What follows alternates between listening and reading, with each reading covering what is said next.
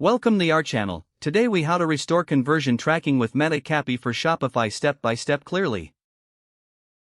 To begin restoring conversion tracking with Meta CAPI for Shopify, log into your Shopify admin, navigate to the Apps section in the left sidebar. In the search bar, type Meta to locate the Facebook app for Shopify. Once you've found the app, click on it to open the settings. Locate the settings option within the app's dashboard. Here, you will see the option to connect your Meta business account.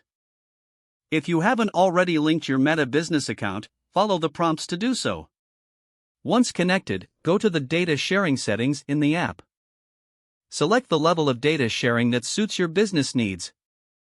Ensure you enable the Conversions API option.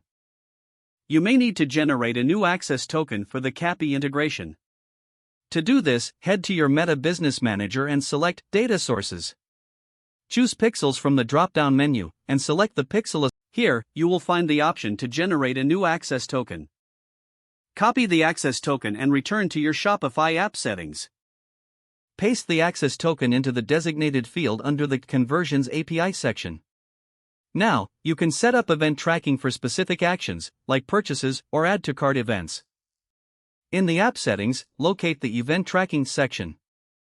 Choose the events you want to track and enable them. Review the settings to ensure everything is correctly configured. Once you confirm the settings, save your changes. To verify that the CAPI integration is working properly, use the Facebook Events Manager. Check for incoming events to confirm that data is being sent correctly. If any issues arise, revisit the Shopify app and Meta business settings to troubleshoot.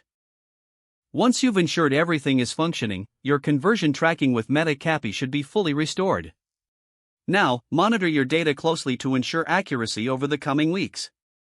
If the page does not load, refresh the browser or try again in a private or incognito window.